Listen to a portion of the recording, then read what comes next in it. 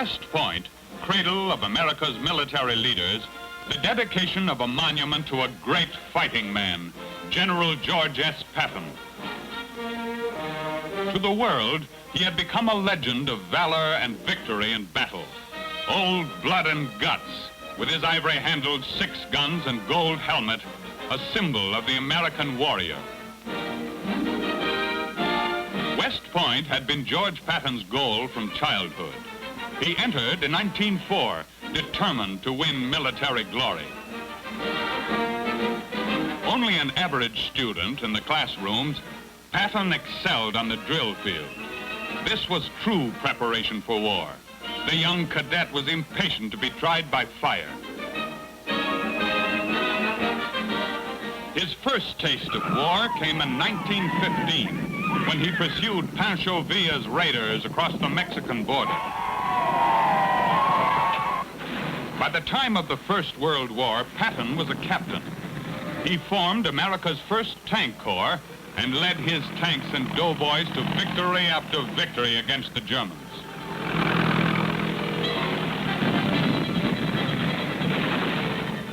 After the war, back to horses, although the day of the tank had arrived. Patton's pleas for a tank army were disregarded, but with a few old machines, he went ahead and worked out the doctrines of modern tank warfare.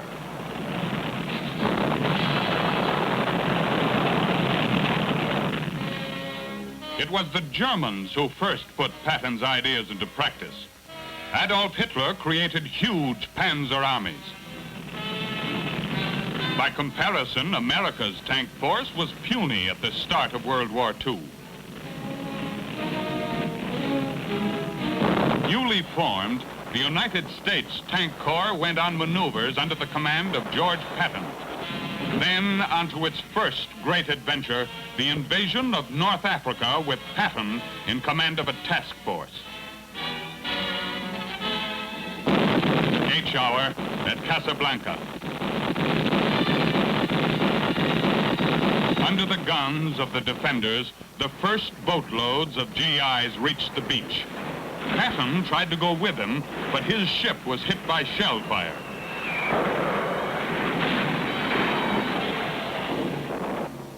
Next day, the naval battle ended and Patton reached the shore. There, he supervised the unloading of tanks and desperately needed heavy equipment. Oblivious to personal danger, he led his troops to the conquest of North Africa. Then he took on a far bigger job, the battle for Tunisia. Into the desert rolled the tanks to meet the Germans.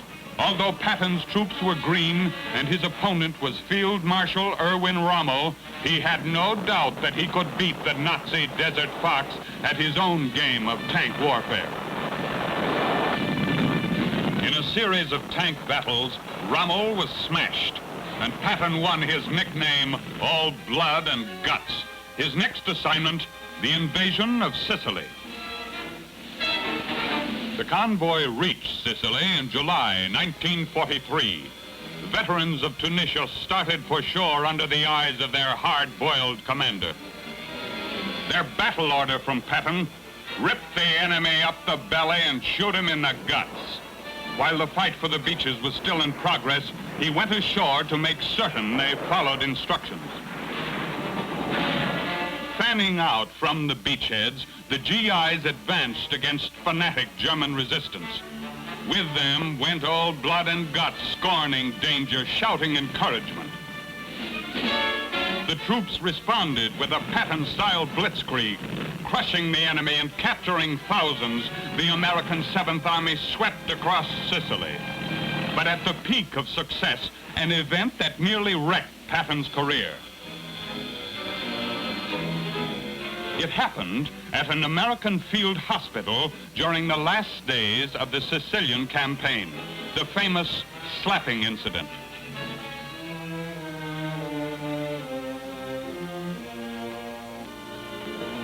General Eisenhower's reaction was immediate and severe. Ike and Patton were old friends, but Eisenhower didn't let that stand in the way of an investigation. Patton, he learned, had struck a psychoneurotic soldier mistaking mental illness for cowardice. Ike was enraged. He gave Patton a choice: apologize to your troops or resign your command. The troops were assembled division by division, and Old Blood and Guts apologized. Then, ready for his greatest adventure, off to London. In England, Patton trained GIs for the biggest Allied effort of the war, the invasion of France.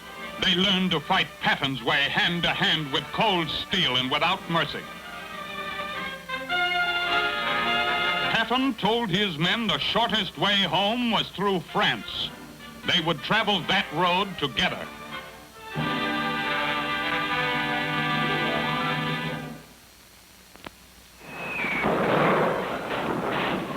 When the first Allied invaders reached France on D-Day, General George Patton was not among them. His brand new Third Army had been held back for the breakthrough punch, and when it struck, it was invincible. Like a steel flood, Patton's tanks rolled across Normandy, cheered by the liberated French. The shattered Germans were left behind. Towns and cities welcomed the liberators as they sped through France. The drive turned into a jubilant parade. A hurried kiss, then on toward the German border, with Old Blood and Guts close behind. He and his men reached the fortress city of Metz, and there the offensive stopped.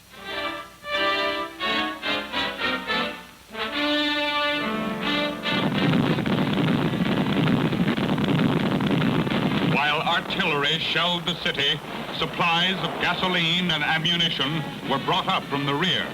Patton's tanks had far outdistanced his supply trucks. Metz was taken 12 days later, the culmination of a drive that for speed and daring was almost without equal. Patton and his men were heroes.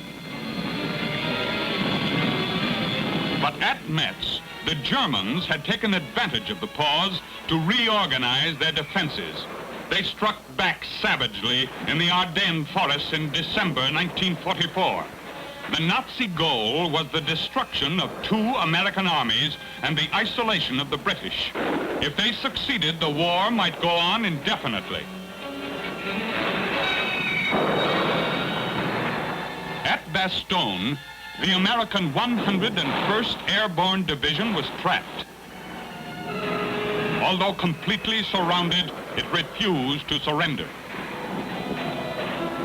To the rescue went Patton and his tanks, undertaking a task that was thought to be impossible. The roads were choked with snow. The enemy was everywhere.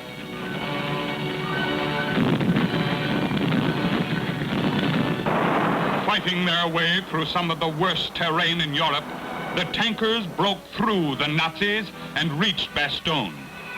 With them, sharing the privations and dangers, came their fighting commander. Once again, the impossible had been done by Old Blood and Guts Patton. Then a new offensive in the spring of 1945. This time, Patton led his tanks and troops into the heart of Germany. One after another, Germany's cities fell. The stage was set for Germany's unconditional surrender.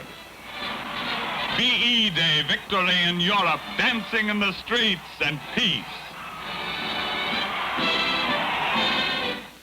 A few weeks later, Patton came home to his wife and family.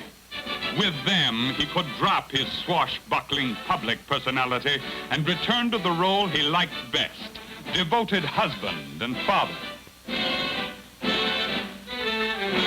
But very soon, the general had to leave his family. Reporting to President Truman, he was congratulated on his remarkable record of victories in Europe. Then a series of great parades.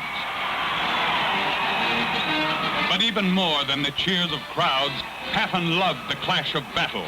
He had asked for a fighting assignment against Japan. Meanwhile, he made morale-building public appearances. This war is only half over. and it could damn well be lost. And it is up to you people, both by your sweat and by your pocketbooks, to see that that incomparable team, the Army, the Navy, and the Air Force, is supported until the Japanese is as completely destroyed as is the German. Thank you. But instead of Japan, Patton went back to Germany and the Army of Occupation. For him and his men, the real war was over. One day, the general started off on a hunting trip. 12 months had passed since his history-making dash to the relief of Bastogne. It was an ill-fated journey.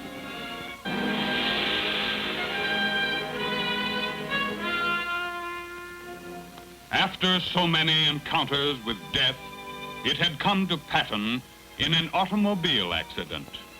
They buried him in Germany among